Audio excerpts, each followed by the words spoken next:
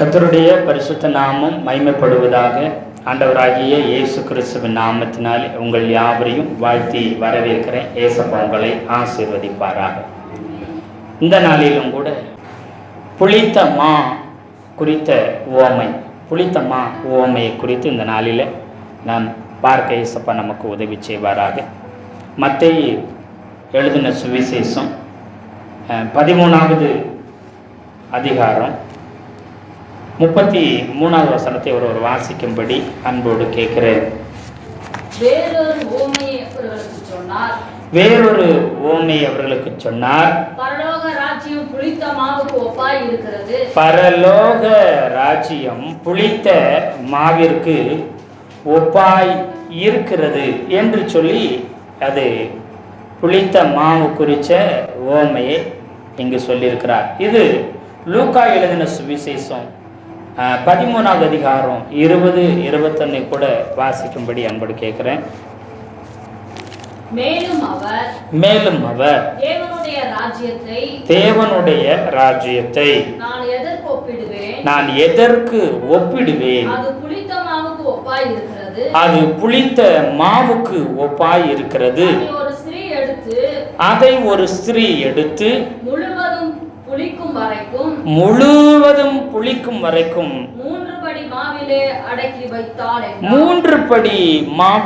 அடக்கி வைத்தாள் என்று சொல்லி இது மத்தேயுவிலும் லூக்காவிலையும் இந்த உவமை சொல்லப்பட்டிருக்கிறது. மார்க்கில் இது சொல்லப்படவில்லை. இங்க முழு பைபிள்லையுமே இந்த ஒரு இடத்துல மட்டும்தான் புளித்த மாவை குறித்து சொல்லும்போது சரியானதாக சொல்லப்பட்டிருக்கிறது. சரியானதானா நீங்கள் என்ன செய்யணும்னா, அந்த புளித்த மாவு இந்த இடத்துல மட்டும்தான் நன்மையானதுக்கு விளக்கமாக கொடுத்துருக்குது. மற்ற பழைய ஏற்பாட்டில் நீங்கள் பார்த்தீங்கன்னா புளித்த மாவு என்பது பாவத்திற்கு அது அடையாளமாக இருக்கிறது. பண்டிகை நாட்களில், விசேஷ நாட்களில் புளித்த மாவை என்ன செய்ய மாட்டாங்க, வைத்திருக்க கூடாதுன்னு கட்டளையும் பிரமாணமும் இருக்குது. பழைய ஏற்பாட்டில் புளித்த மாவு என்பது பாவத்திற்கு அடையாளமாக இருக்குது. புதிய ஏற்பாட்டில் ஆண்டவராக இயேசு கிறிஸ்து சொல்லும்போது மத்தேயு 16வது அதிகாரத்தில் 6வது வசனத்தை ஒருவர் வாசிக்கலாம். இயேசு அவர்களை நோக்கி பரிசேயர் சதுசேயர் என்பவர்களின் புளித்த மாவை குறித்து எச்சரிக்கையாய் இருங்கள் என்று சொல்லி இங்கு ஆண்டவராகிய இயேசு கிறிஸ்து தம்முடைய சீசர்களிடத்துல பரிசேயர் சதுசேயர்ங்கிற அவங்க புளித்த மாவு குறித்து எச்சரிக்கையாய் இருங்கன்னு கர்த்தர் சொல்லுகிறார். புளித்த மாவு அப்படின்னா பரிசேயர் சதுசேயர் கையில் புளித்த மாவு இருந்துச்சுன்னு அடையாளம் கிடையாது. அதை அவர் சொல்ல வரல. அவர்களுடைய போதனைகளை, அவர்களுடைய உபதேசத்தை புளித்த மாவுக்கு அடையாளமா ஒப்பனையாய் அவர் சொல்லுகிறார்.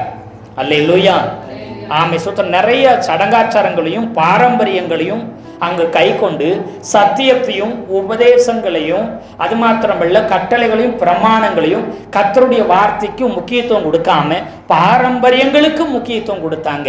அதனால தான் சொன்னார் பரிசேயர் சதுசேயர்ங்கிற புளித்த மாவை குறித்து, அவருடைய உபதேசம் என்கிற புளித்த மாவை குறித்து நீங்கள் என்ன செய்யுங்க, எச்சரிக்கையாய் இருங்கன்னு சொல்லி ஆண்டவராகிய இயேசு கிறிஸ்து இங்கே சொல்லுகிறார். அப்போ இந்த ஒரு இடத்துல மட்டும்தான் இந்த புளித்த மாவு நன்மையானதுக்கு அடையாளமாக சொல்லப்பட்டிருக்கிறது. கர்த்தருக்கு ஸ்தோத்திரம். உங்கள் பழைய ஏற்பாட்டில் சொல்லும்போது உங்கள் எல்லைகளுக்குள் எங்கும் புளித்த மாவு என்ன செய்யக்கூடாது, இருக்கக்கூடாது. அப்படின்னா புளித்த மாவு இருக்கிற அந்த வீட்டில் இருக்கக்கூடாது. ஏன்னா பஸ்கா பண்டிகையில் புளிச்ச மாவல்ல, புளிக்காமல் இருக்கிறத வச்சு தான் என்ன செய்யணும், அப்பங்களை அடைய சுட்டு அதை சாப்பிடணும்னு வேதம் சொல்லியிருக்குது.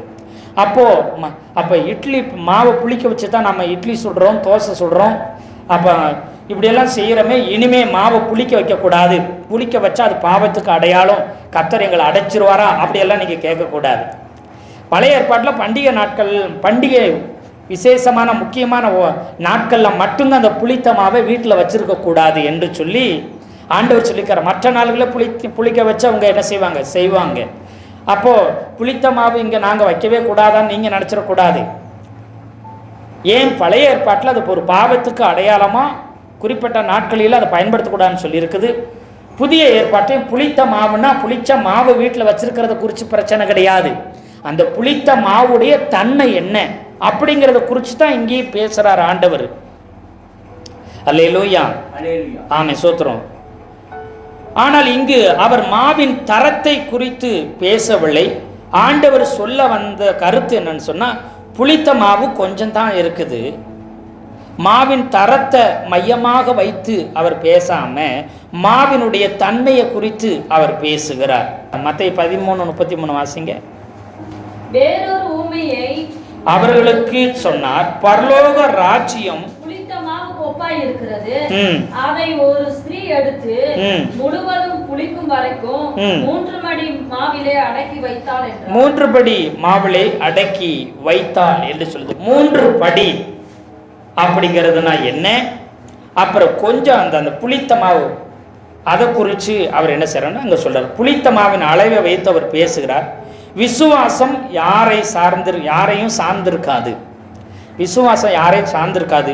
ஆனால் எல்லாரும் உங்களை சார்ந்திருப்பாங்க.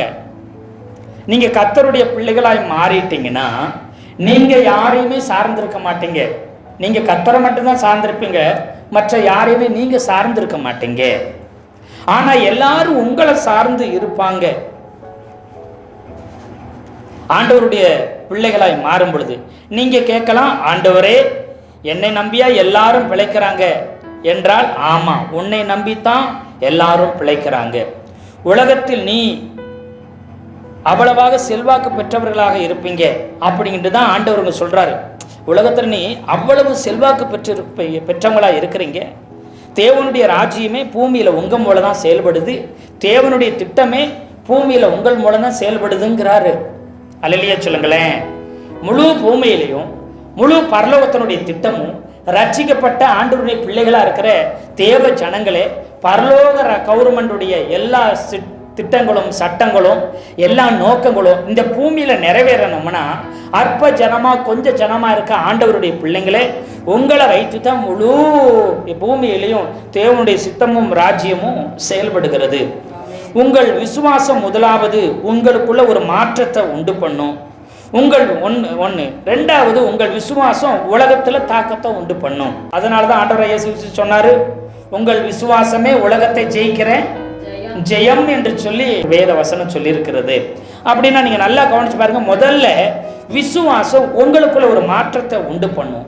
ரெண்டாவது உலகத்துல ஒரு மாற்றத்தை உண்டு பண்ணும். 1 தெசலோனிக்கேயர் 5வது அதிகாரம் 23வது வசனம் இப்படியா சொல்லுது பாருங்க. நாம திருவிருந்துல கர்த்தருடைய பந்திக்கு இந்த வசனத்தை நாம ஒவ்வொரு மாதமும் வாசிப்போம். 1 தெசலோனிக்கேயர் 5:23. சமாதானத்தின் தேவன் தாமே உங்களை முற்றிலும் பரிசுத்தமாக்குவாராக. உங்கள் ஆவி ஆத்துமா சரீரம் முழுவதும் நம்முடைய கர்த்தராகிய இயேசு கிறிஸ்து வரும் பொழுது குற்றமற்றதாய் இருக்கும்படிக்கு காக்கப்படுவதாக. நீங்க நினைக்கலாம், உங்களுக்குள் உள்ள வார்த்தை அல்லது விசுவாசம் என்ன செய்யும்னா ஏதோ ஒரு பகுதியை மட்டும் பரிசுத்தமாக்கும் நாம நினைச்சிட்டு இருக்கிறோம். உங்களுக்குள்ள இருக்கிற தேவனுடைய வார்த்தை மூல விசுவாசம் உண்டாகுது. அந்த விசுவாசமானது அதாவது தேவனுடைய ராஜ்யம் உங்களுக்குள்ளதான் இருக்குது. அது ஏதோ ஒரு பகுதி, ஒரு சரீரத்தை மாத்திரமோ இல்லை ஆவியை மாத்திரமோ இல்லை ஆத்மம் மட்டுமே பரிசுத்தமாக்கும் கிடையாது. அது உங்கள் ஆவியை பரிசுத்தமாக்குது, அப்புறம் உங்க ஆத்மாவையும் பரிசுத்தமாக்கும், அப்புறம் உங்க சரீரத்தையும், அதாவது 3 பகுதியும் முற்றிலுமும் பரிசுத்தமாக்குகிறதா காணப்படுகிறது. அல்லேலூயா, அல்லேலூயா. அநேக விசுவாசம் ஆவிக்குரியதை மட்டும்தான் அது பரிசுத்தமாக்கும். ஆவிக்குரியதுல மட்டும்தான் அது மாற்றத்தை உண்டு பண்ணும். சரீரத்துல பாடுகளை மட்டும்தான் நாம அனுபவிக்கணும் நிறைய நேரம் நாம நினைச்சிட்டு இருக்கிறோம். சரீரத்தில் மாறுதல் வராது என்று நாம தவறான எண்ணம் கொண்டிருக்கிறோம். உள்ளுக்குள்ள மாற்றம் வரும், எங்க சரீரத்துல வெளியில எந்தவித மாற்றமும் எங்களுக்கு வராதுன்னு நாம நினைக்கிறோம். அப்படி கிடையாது. விசுவாசம் அதாவது தேவனுடைய ராஜ்யம் நம்முடைய ஆவி ஆத்மா சரீரம் முழுவதிலையும் ஒரு பரிசுத்தத்தை உண்டு பண்ண முடியும். அல்லேலூயா, அல்லேலூயா. அது மாத்திரமல்ல, அது ஆவியையும் அது ஆத்மாவையும் சரீரத்தையும் அது போஷித்து சமாதானத்தை உண்டு பண்ணுகிறதாக அது இருக்கிறது. அதே போலதான் நீங்க நல்லா கவனிச்சு பாருங்க, உங்களுக்கு தேவையான அனைத்துமே ஆண்டவர் உங்களுக்குள்ளவே கர்த்தராகிய இயேசு கிறிஸ்து வைத்திருக்கிறார். இதற்காக நீங்க உலகத்துல தேடி அலைய வேண்டிய அவசியமே கிடையாது. மத்தேயு 6:33 ஆண்டவராகிய இயேசு கிறிஸ்து சொல்லும் பொழுது, முதலாவது தேவனுடைய ராஜ்யத்தையும் நீதியும் தேடுங்கள், அப்பொழுது இவைகள் எல்லாம் கூட கொடுக்கப்படும். நாம நினைக்கிறோம் அலைஞ்சு திரிஞ்சு ஓடி திரிஞ்சு நமக்கு எல்லாத்தையும் நமக்கு தேவையானதை நம்ம தேடி சம்பாதித்து கொள்ள நினைக்கிறோம். ஆனால் ஆண்டவர் இயேசு கிறிஸ்து சொல்லும்போது, முதலாவது தேவனுடைய ராஜ்யத்தை, தேவனுடைய ஆலயத்தை, தேவனுடைய சமூகத்தை, ஆராதனையை அதிகமாக வாஞ்சிக்கணும். அதற்கு நீ முதலிடம் கொடு, அப்பொழுது எல்லாமே உனக்கு என்ன செய்யப்படும், கூட கொடுக்கப்படும்னு சொல்லிட்டாரு. எது கூட அப்படின்னு சொன்னா, சரீர தேவை, உடுத்துவது, உண்ணுவது, தங்குறதுக்கு இடம், இப்படி எல்லா அத்தியாவசிய தேவையும் என்ன செய்வாராம், கூட கொடுக்கப்படுமா. நாம என்ன செய்யறோம்னா, கூட ஃப்ரீயா இலவசமா கொடுக்கறத தேடி ஓடுறோம்.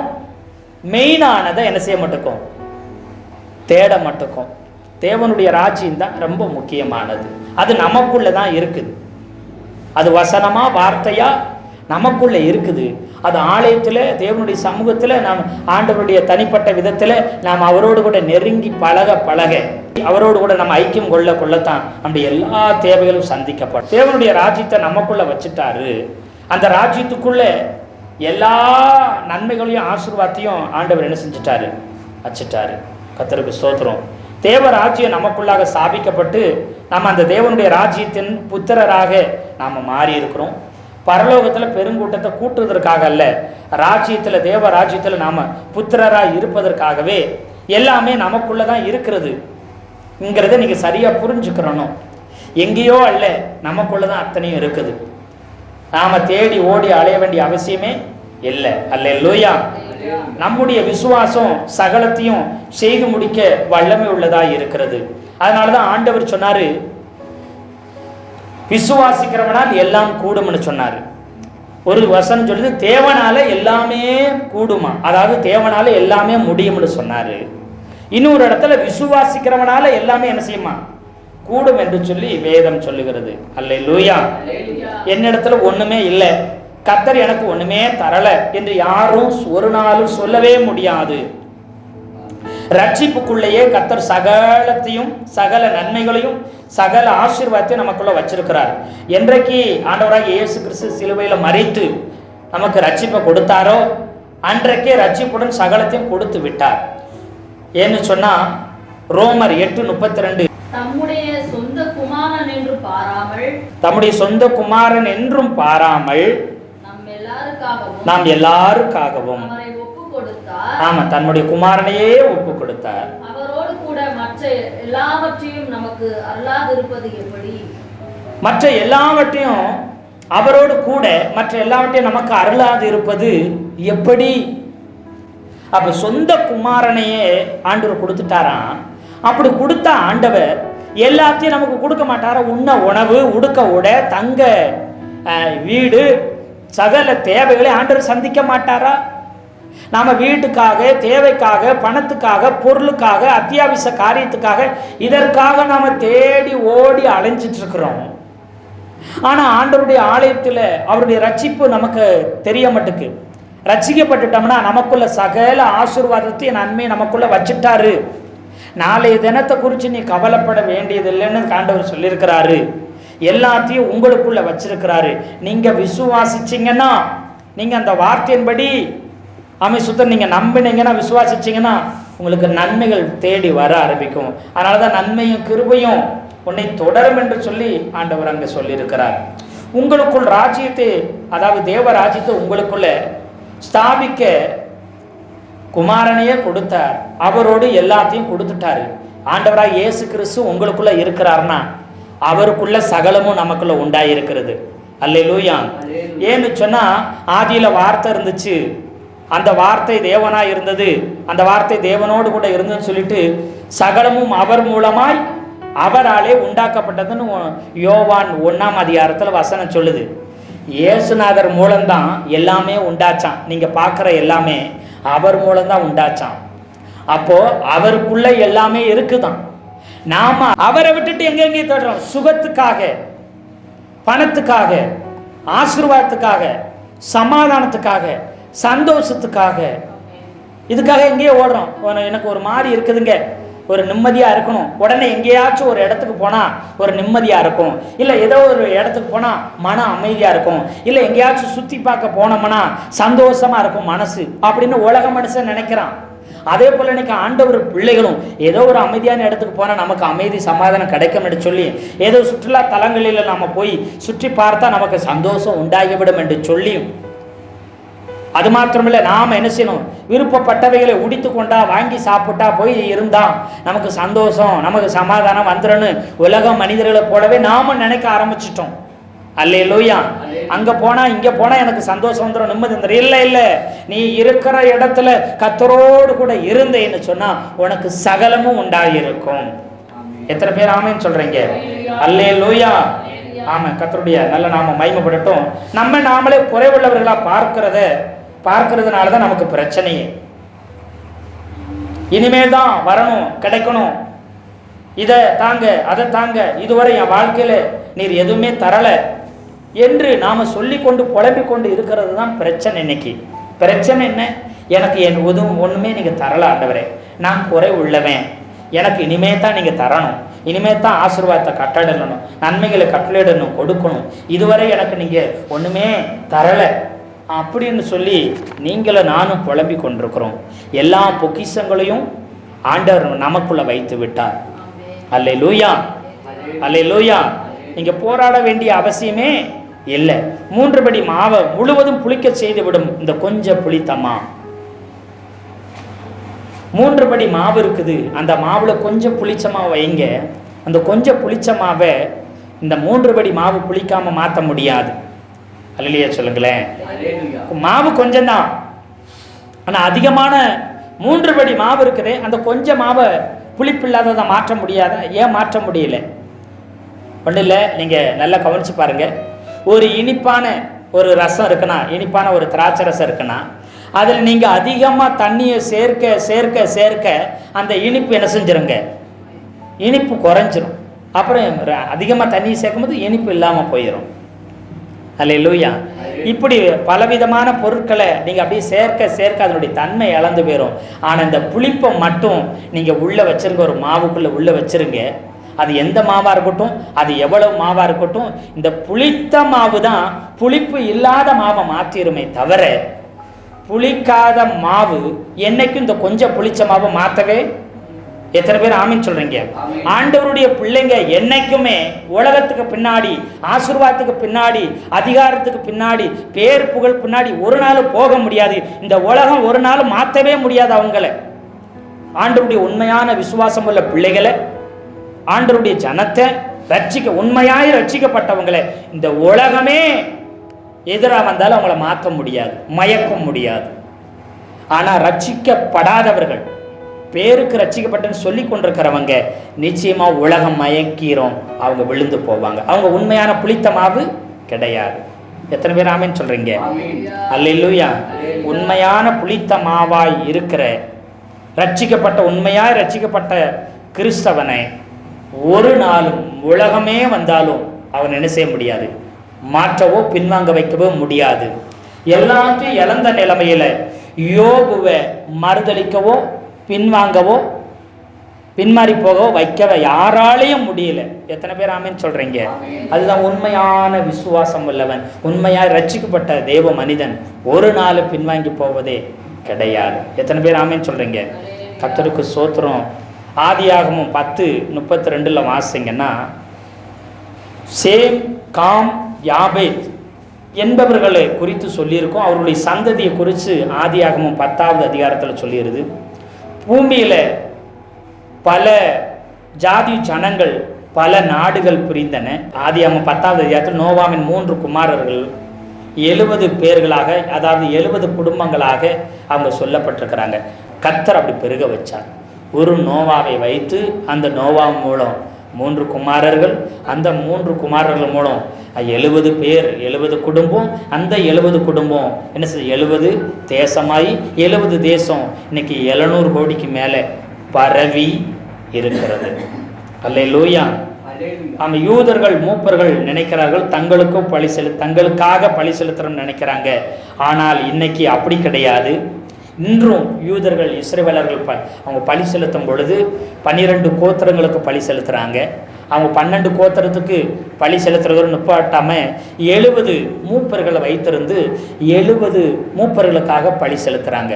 அவங்களுக்கு தெரியாது 70 மூப்பர்னா நமக்காக மட்டும்தான் அவங்க பழி செலுத்துறன்னு நினச்சிட்டு இருக்கிறாங்க. அவங்களை அறியாமலே 70 நாடுகளுக்கும் அந்த 70 நாடுகளிலிருந்து உண்டான 700 கோடி ஜனத்துக்கும் அவங்க பழி செலுத்தி கொண்டிருக்கிறாங்க. எத்தனை பேர் ஆமேன்னு சொல்கிறீங்க? பழைய ஏற்பாட்டில் 12 கோத்திரங்களுக்கு பழி செலுத்தினதோடு இல்லாமல் 70 என்ன செய்தாங்க? மூப்பர்களுக்காக பலி செலுத்தினது. அது முழு உலகத்துக்கும் அவங்க அறியாமல் இன்றும் பலி செலுத்தி கொண்டு இருக்கிறார்கள். அல்லேலூயா, அல்லேலூயா. ஆமாம், கர்த்தருடைய நல்ல நாமம் மகிமைப்படுவதாக. உங்களுக்குள்ள இருக்கிற விசுவாசம் எப்படி சேம் காம் யாபேத் என்ற 3 படி மாவையும் முழு உலகத்திலையும் எப்படி ஒரு தாக்கத்தை உண்டு பண்ணிச்சோ, அதுபோல் உங்களுக்குள்ள இருக்கிற கொஞ்சம் புளித்தமா உங்களுக்குள்ள இருக்கிற விசுவாசம் 3 படிக்கு அடையாளமாக இருக்கிற இந்த உலகம் முழுவதையும் உங்க விசுவாசம் அசைக்கும். எத்தனை பேர் ஆமென் சொல்றீங்க? அல்லேலூயா. உங்களுக்குள்ள இருக்கிற பரலோக ராஜ்யம் 3 படியும் மாவுக்கு அடையாளமாய் சேம் காம் யாபேத் 3 படிகள். இவர்கள் முழு உலக ஜனத்துக்கும் அடையாளமா இருக்கிறாங்க. ஆமே, சோத்திரம். உங்களுடைய விசுவாசம் இந்த 3 படி மாவை போல இருக்கிற இந்த முழு உலகத்தையும் அசைக்கவும் ரட்சிக்கவும் அது போதுமானதா இருக்கிறது. அதனாலதான் அப்போஸ்தலர் நடபடிகள் 17:6 சொல்லும்போது, இதோ உலகத்தை கலக்கிறவர்கள் இங்கேயும் வந்து விட்டார்கள் என்று சொல்லி புறஜாதி இயேசு கிறிஸ்துவை அறியாத ஜனங்கள் சொல்றாங்க, உலகத்தை கலக்கிறவங்க இங்கேயும் வந்து விட்டார்கள். பரலோக ராஜ்யம் சாதாரணமானதல்ல. உங்கள் ஆவி ஆத்மா சரீரத்தில் வேலை செய்யறது மட்டும் கிடையாது. அதன் பிறகு முழு உலகத்தையும் உலகம் முழுவதும் இருக்கிற 70 ஜாதிகள் மத்தியிலையும் அது கிரியை செய்ய வல்லமையா இருக்கிறது. நீங்க மெஜாரிட்டி மைனாரிட்டி என்ற இந்த பேச்சுக்கே இங்க இடம் இல்லவே இல்லை. எத்தனை பேர் ஆமென் சொல்றீங்க? அல்லேலூயா. நீங்க இருக்கிற கிராமம், மாவட்டம், மாநிலம், நாடு, கண்டம் மட்டுமல்ல, முழு உலகத்திற்குமே கர்த்தர் உங்களை ஆசீர்வாதமாக வைத்திருக்கிறார். ஆபிரகாமிடம் தேவன் அப்படித்தான் வாக்குத்தத்தம் கொடுத்தார். ஆதியாகமம் 12:3 ஒரு தனிப்பட்ட மனிதனுக்கு வாக்கு கொடுக்கும்போது 12:3 நீங்க வாசிங்க.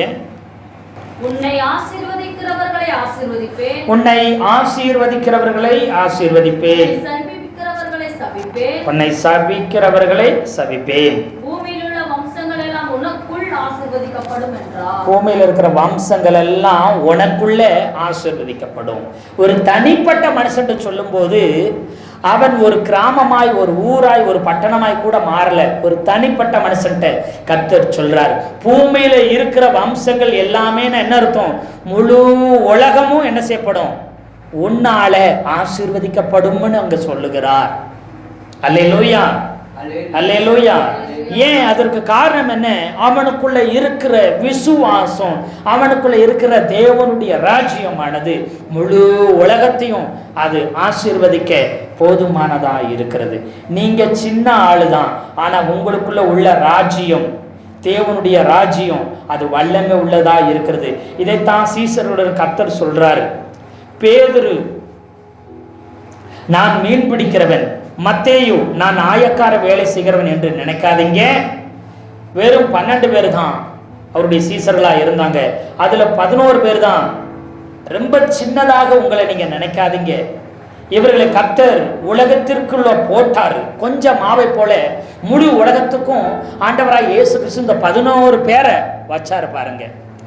அந்த 11 120 அடுத்து என்ன செஞ்ச 3120 அடுத்து 8120 அப்புறம் பல ஆயிரங்களாய் லட்சமாய் இன்னைக்கு உலகம் முழுவதும் கோடான கோடியாய் அது பெருகி இருக்கிறது. எத்தனை பேர் ஆமென் சொல்றீங்க? ஆண்டவராய் இயேசு கிறிஸ்து மூலம் தேவனுடைய ராஜ்யம் 11 சீசர்களுக்குள்ள வந்துச்சு. 12ல ஒருத்தன் விழுந்து போனபடினால 11 பேருக்குள்ள வச்சு அது பல ஆயிரங்களா இனி முழு உலகத்துல இன்றைக்கு கோடான கோடியா அது வளர்ந்து பெருகி இருக்கிறது. அவர்கள் கொஞ்சம் புளிச்ச மாவுக்கு அடையாளமாய் அவர்கள் இருக்கிறாங்க. அதுதான் இன்னைக்கு முழு உலகத்தில் சீசர்களாய் தேவ ஜனங்களாய் நம்ம பெருகி வளர்ந்து நிற்கிறாங்க. எண்ணி முடியாததா. எத்தனை பேர் ஆமென் சொல்றீங்க? அல்லேலூயா. அதனாலதான் ஆண்டவராய் இயேசு கிறிஸ்து சொல்லும்போது சொல்லுகிறார், முழு உலகத்தையும் இந்த சீசர்கள் கலக்கி எழுப்புதல் என்ற அக்கனியை உலகம் முழுவதும் பற்றி எரிய வைத்தார்கள். அவர்களை கொண்டுதான் இவ்வளவு பெரிய காரியங்களை செய்தார். இது எவ்வளவு பெரிய விலையேறப்பட்ட காரியம். யோசிச்சு பாருங்க. நான் ஒன்றுமில்லை, நான் சின்னவன், நான் அற்பமானவன், நான் படிக்க தெரியாதவன், என்னிடத்துல ஒன்றுமில்லை நீங்க சொல்ல வேண்டிய அவசியம் இல்லை. உங்களுக்குள்ள இருக்கிற தேவனுடைய ராஜ்யம், உங்களுக்குள்ள ஆண்டவர் வச்சிருக்கிற விசுவாசம் முழு உலகத்தையும் ஜெயிக்கிறது, முழு உலகத்தையும் அசைக்கிறதா காணப்படுகிறது. எத்தனை பேர் ஆமென் சொல்றீங்க? அல்லேலூயா. ஆமென். கர்த்தருக்கு ஸ்தோத்திரம். நமக்கு அந்த பார்வை வந்துருச்சுன்னா போதும். நாங்க சின்ன கூட்டம், எங்களால் என்ன செய்ய முடியும்னு நினைக்காதீங்க. கொஞ்சம் புளிச்ச மாதிரி இப்போ நீங்க இருக்கலாம், ஆனா 3 படி மாவையும் அது புளிக்க வைக்கும். அதே போல முழு உலகத்தையும் நீங்க அசைப்பீங்கன்னு சீசர்களுக்கு அங்க சொல்லி கொடுக்கிறார். சொல்லி கொடுக்கும் போது அவர் சொன்னா, அது மாத்திரம் தான் அவர் வேதம் சொல்லும்போது அவர் கொடுத்தது என்ன தெரியுமா? சின்ன விசுவாசம் தான். இந்த வேதம் அவர் கொடுத்தது என்னது? ஆண்டவராக இயேசு கிறிஸ்து கொடுத்தது, கர்த்தர் கொடுத்தது தான் இந்த வேதம். இது ஒரு சின்ன விசுவாசத்துக்கு அடையாளத்தை போல இது காணப்படலாம். நம் பார்வையில் இது சின்னது மாதிரி இருக்கலாம், ஆனால் தேவனுடைய பார்வையில் அது மகா பரிசுத்தமான விசுவாசமாய் காணப்படுகிறது. யூதா 20 சொல்லும்போது உங்கள் மகா பரிசுத்தமான விசுவாசம்னு சொல்லி அந்த வேத வசனம் சொல்லுகிறது. இயேசு கிறிஸ்துவை கர்த்தராக தெய்வமாக ஏற்றுக்கொண்ட மனிதர்களே, தேவ ஜனமே, உங்களை பார்க்க நீங்க அற்பமா இருக்கிறது போல தெரியலாம், கொஞ்சம் புளிச்சமாவுக்கு ஒப்பாக நீங்க இருக்கலாம், முழு உலகத்தையும் உங்களால ஊப்ப பண்ண முடியும். பேதுரு எனக்கு படிக்க தெரியாது, எழுத தெரியாது, எனக்கு ஒன்று தெரியாது என்று நீ சொல்லாதே. உனக்குள்ள தேவனுடைய ராஜ்யம் இருக்குது, அதனுடைய விசுவாசம் முழு உலகத்தையும் அசைக்கக்கூடியது என்று சொல்லி அங்க கற்றுக் கொடுக்கிறார். அல்லேலூயா. ஒரு சிறி எடுத்து என்ன செய்கிறார்? அந்த ஒரு சிறி எடுத்து கொஞ்சம் அந்த புளிச்ச மாவை 3 படி மாவுல வைக்கிறார். இங்க சிறி சபைக்கு அடையாளமா இருக்கிறார். சபைக்குள்ள இருந்துதான் நாம் என்ன செய்யணும்? அதை செய்ய வேண்டும். சபைதான் உங்களை எடுத்து எந்த மாவில் வைக்க வேண்டுமோ அங்க வைக்கும். அல்லேலூயா. சிறி சபைக்கு அடையாளம். 3 படி மாவு இருக்குது. அந்த 3 படி மாவுல கொஞ்சம் புளிச்சமா என்ன செய்து வைக்கிறாங்க. அப்போ சபை தான் உங்களை இந்த பட்டணத்துல இருக்கணும், இந்த கிராமத்துல இருக்கணும், இந்த நகர்ப்புறத்துல இருக்கணும், இந்த ஏரியாவில் இருக்கணும். சபை மூலமாய் என்ன செய்யணும்? ஊழியங்கள், தேவ ஜனங்கள் எழும்பி போய் ஊழியங்களை செய்து 3 படி மாவை போல இந்த முழு உலகத்தையும் கொஞ்சமாகிறத புளித்த மாவும் என்ன செய்யணும்? முழு உலகத்தையும் என்ன செய்யணும்? ரட்சிப்புக்குள்ள கொண்டு வர வேணும். அது ஸ்திரீ சபைக்கு அடையாளம் இருக்கிறார். எதை செய்தாலும் சபை மூலமாய் செய்ய வேண்டும். அல்லேலூயா. மணவளனாகிய இயேசு கிறிஸ்து மணமாட்டிய சபையை தான் அழைத்து கொண்டு போக வருகிறார். எத்தனை பேர் ஆமென் சொல்றீங்க? தனித்து உங்களால செய்ய முடியாது, தனித்து போய்விடவும் கூடாது. சபைக்குள் அங்கமாய் இருந்து கொண்டுதான் நீங்க செய்யணும். ஏன்னா கிறிஸ்து தலையா இருக்கிறார், சபை அவருடைய சரீரமாக அங்கமாக இருக்கிறது. அல்லேலூயா. அதனால எதை செய்தாலும் தேவனுடைய சபைக்குள்ள இருந்து நாம செய்ய வேண்டும். அப்பொழுதுதான் நாம் அவருடைய சரீரமா அங்கமா இருப்போம். அந்த சரீரமாகிய அங்கமாகிய மனவாட்டியத்தான் சபையைத்தான் ஆண்டவராக இயேசு கிறிஸ்து திரும்ப எடுத்துக்கொள்ள வருகிறார். எத்தனை பேர் ஆமென் சொல்றீங்க? அல்லேலூயா. அல்லேலூயா. நம்ம கர்த்தருக்கு ஸ்தோத்திரம். நான் சபையில் கிடையாது, எனக்கு கட்டுப்பாடே கிடையாது என்று இருக்கக்கூடாது. சபைக்குள்ள தான் இருக்கணும். அது மட்டுமல்ல, சபைக்கு விரோதமாக எழும்பி விடவே கூடாது. ஏனென்றால் பரலோகம் இந்த வயதுல இப்படி ஊழியம் செய்வான் என்று என் மேல் ஒரு மிகுந்த மதிப்பு வச்சிருக்குது. நீங்க இப்படித்தான் ஊழியம் செய்ய, நீங்க இப்படிதான் இருக்கணும்னு சொல்லியிருக்கு. ஊழியக்காரருக்கு விரோதமா பேசுனீங்கன்னு சொன்னா நம்ம ஆவிக்குரிய முதிர்ச்சியை இழந்துருவோம். சபைக்கு விரோதமா பேசினா ஆவிக்குரிய வாழ்க்கையை இழந்துருவோம். நாம சபைக்குள்ள இருந்துதான் ஊழியம் செய்யணும், சபைக்குள்ள இருந்துதான் எல்லாம் செய்யணும். இந்த வயதுல நீ இதை செய்யணும், இந்த வயதுல நீ இப்படி இருப்பன்னு கர்த்தர் ஒரு சபைக்குள்ள வைத்து தான் என்ன செய்கிறார்? பயன்படுத்துகிறார். ஏன்? ஒரு ஸ்திரீ சபைக்கு அடையாளம், கொஞ்சம் புளிச்சமா ரட்சிக்கப்பட்ட ஜனத்துக்கு அடையாளம். 3 படி மா சபை உலகத்துக்குள்ளதான் இருக்கும். தேவ ஜனங்களே நீங்க உலகத்துக்குள்ளதான் இருக்கிறீங்க. ஏன்? முழு உலகத்தையும் ரட்சிக்கும்படி உப்பு பண்ணும்படிக்கு வைத்திருக்கிறார். அல்லேலூயா. கர்த்தருக்கு ஸ்தோத்திரம். அது மாத்திரமில்ல, நீங்க ஊழியருக்கு விரோதமா பேசினா உங்க ஆவிக்குரிய முதிர்ச்சி இழந்துருவீங்க. சபைக்கு விரோதமா நீங்க பேசிட்டீங்கன்னா ஆவிக்குரிய வாழ்க்கையை நீங்கள் இழந்துறதுக்கு அதிக வாய்ப்பு இருக்குது. அதனால் ரொம்ப ஜாக்கிரதையாக இருக்கணும். ஒரு சிலர் அவர்கள் பிரச்சனையை சொல்லும்போது நமக்கு இரக்கமே வராது. ஏன்னு சொன்னால் பிரச்சனை அவர்களுக்கு தான் இருக்கும், அவர்களுக்குள்ளே தான் இருக்குது. எந்த சபைக்கு போகிறார் என்று சொன்னால் இப்போ இந்த சபைக்கு போகிறேன் என்பார்கள். அப்படி என்றால் முன்னே எங்கே போனீங்கன்னு கேட்டால் இதுக்கு முன்னாடி அந்த சபைக்கு போனேன், அந்த பாசு சரியில்லை, அந்த சபை சரியில்லை, அதுக்கு முன்னாடி இன்னொரு சபைக்கு போயிருந்தேன், அந்த சபை சரியில்லை, அந்த ஊழியக்காரர் சரியில்லைன்னு சொல்லிக்கிட்டே இருப்பாங்க. அல்லேலூயா. நிறைய பேர் ஊழியக்காரை குறித்து குறை சொல்லிக்கிட்டே இருப்பாங்க. அவங்க ஆவிக்குரிய வாழ்க்கையில் முதிர்ச்சி அடையவே முடியாது. ஒரு சிலர் சபையை குறை சொல்லிகிட்டே அலைவாங்க. அப்படிப்பட்டவங்க என்ன செய்ய, ஆவிக்குரிய வாழ்க்கையை இழந்து போகிறதுக்கு அதிக வாய்ப்பு இருக்குது. ஏன் அவங்களால ஆசீர்வதிக்கப்பட முடியல, ஏன் அவங்கள ஆண்டவர் உயர்த்த முடியல, ஏன் அவங்களுடைய ஒரு பெரிய ஆசீர்வாதத்தை நன்மை அவங்க வாழ்க்கையில் பெற்றுக்கொள்ள முடியலைன்னா அவங்க நிலையற்றவங்களா இருக்கிறாங்க. ஊழியக்காரனுக்கு விரோதமாக பேசி தங்களுடைய ஆவிக்குரிய முதிர்ச்சியை இழந்து போய் இன்றும் குழந்தைகளை போல, பாலின்கிற குழந்தையை போலயே அலைஞ்சிட்டு இருப்பாங்க. சபைக்கு விரோதமாய், தேவனுடைய சபைக்கு விரோதமாக பேசி ஆவிக்குரிய வாழ்க்கையை நிறைய பேர் ஒரு சிலர் இழக்கிற சூழ்நிலை, இழந்து போன நிலைமையில வாழ்கிறாங்க. சபையை ஒரு நாளும் நீங்கள் குறை சொல்லவோ குற்றம் சொல்லவோ கூடாது. தேவனுடைய ஊழியக்காரர்கள் ஒரு நாளும் குறைகளை குற்றங்களை நீங்கள் சொல்லாதீங்க. உங்கள் வாழ்க்கையை நீங்கள் இழந்து விடுங்க, ஆவிக்குரிய வாழ்க்கையை இழந்து விடுகிற அவல நிலைமை வந்துவிடும். அல்லேலூயா. யோவேல் 2:16 என் ஜனத்தை கூட்டுங்க, சபையை பரிசுத்தப்படுத்துங்க, முதியோரை சேருங்கள் என்று சொல்லி இருக்கிறது. மணவாளன் இயேசு கிறிஸ்து வரப்போகிறார். மணவாட்டி மறைவை விட்டு புறப்படணும். யூதர்கள் திருமணத்தில் மணவாளன் தான் அறையில் இருப்பார், மணவாட்டி தன் அறையில் இருப்பாங்க. மணவாளன் அறையை விட்டு வெளியில வந்தவுடன் மணவாட்டி தன் மறைவை விட்டு வெளியில வந்து எதிரே சந்திப்பார்கள். கர்த்தராகிய இயேசு கிறிஸ்து சீக்கிரம் வரப்போகிறார். மணவாட்டியாக சபையே உன் மறைவை விட்டு வெளியில வருகிற காலம் இது. நீங்க சபையை குறை சொல்லிக்கொண்டு, நீங்க ஊழியர்களை குறை சொல்லிக்கொண்டு இருக்காதுங்க தயவு செய்து. அப்படின்னா உங்க ஆவிக்குரிய வாழ்க்கையை முதிர்ச்சியை இழந்து விடுவீங்க. அது உங்களுடைய குடும்பத்துக்கு அது எதிரானதாய், அது ஒரு சாபமாய் மாறிவிடும். சபை கர்த்தருக்குரியது, ஊழியக்காரனும் கர்த்தருக்குரியவர். அவன் விழுந்தாலும் எழுந்தாலும் கர்த்தருக்கென்று. சபை கர்த்தருக்குரியது. சபையாகிய ஆண்டவராகிய இயேசு கிறிஸ்துவின் மனவாட்டியா இருக்கிற சபையை குறை சொல்லாதீங்க, குற்றப்படுத்தாதீங்க, கரையும் பூசாதீங்க, சேற்றை வாரி அடிக்காதீங்க. அதனால தேவனுடைய ராஜ்யத்துக்கும் தேவனுடைய ஊழியத்துக்கும் மனவாட்டிய சபைக்கும் களங்கத்தையும் கரையும் உண்டு பண்ணாதீங்க.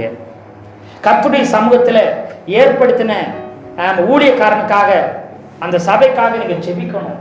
ஆண்டவரே இந்த ஊழியக்கார பாருங்க, உங்களுடைய சபையை தீட்டுப்பட்டு விடாதபடி, கரைப்பட்டு விடாதபடி காவல்காரர்களாக இருந்து தேவனுடைய சித்தத்தையும் திட்டத்தையும் செய்ய வேண்டிய தவறுகிறார்னு உண்டு பண்ணின ஏற்படுத்தின தேவனிடத்தில் நாம் என்ன செய்யணும்? கர்த்தரிடத்துல, இயேசு கிறிஸ்துவிடத்துல நாம ஜெபிக்க வேண்டும்.